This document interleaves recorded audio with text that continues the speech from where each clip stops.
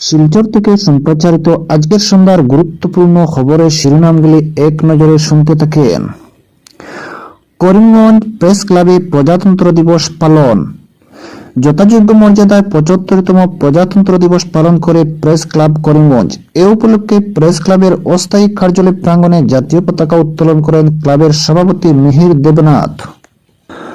অন্যদিকে শিলচরে কাঁসা trade expo মেলা শুরু। শিলচর টাউন ক্লাব মাঠে এটিপি ও কাঁসা ট্রেড এক্সপো মেলা শুরু হলো।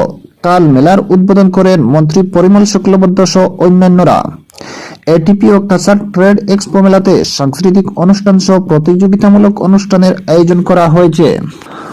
অপরদিকে শিলচরে পতাকা উত্তোলন পরিমলের। গোটা দেশের সঙ্গে শিলচরেও ৭৫তম প্রজাতন্ত্র দিবস পালিত হয়েছে।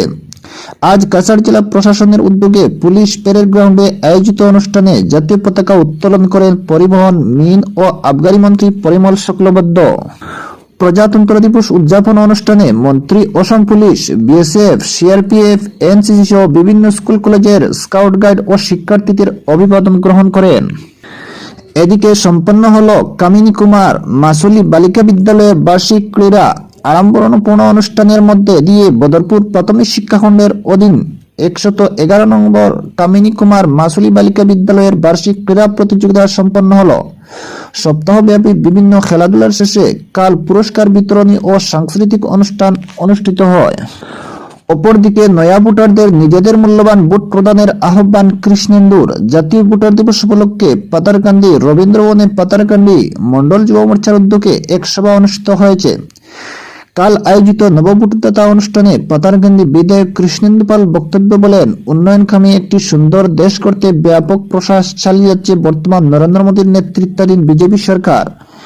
এই সরকারের আমলে দেশ জুড়ে উন্নয়নের জোয়ার বইছে, আর এই উন্নয়ন পাতারকান্দিতেও অব্যাহত রয়েছে।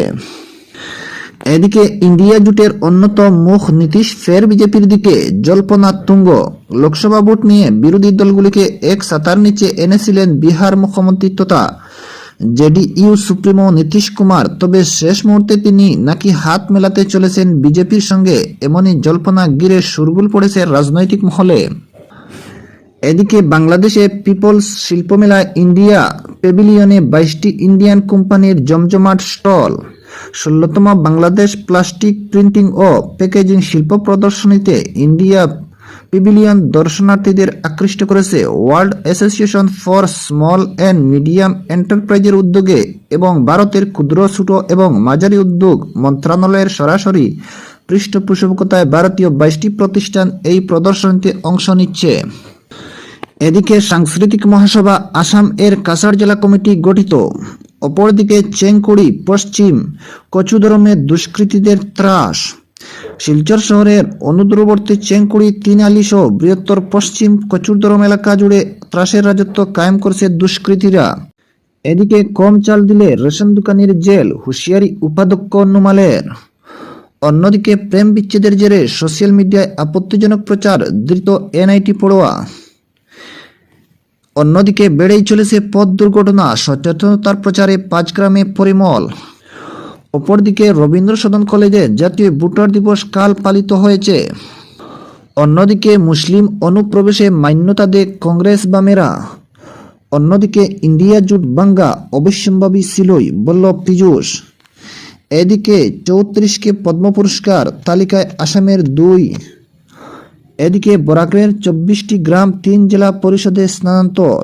অন্যদিকে নরম নকশালবাদের পথে কংগ্রেস দল। এবং সর্বশেষ খবরটি হচ্ছে অসমীয়াদের অস্তিত্ব সংকটে ফেলার ষড়যন্ত্র, অভিযোগ হিমন্তের।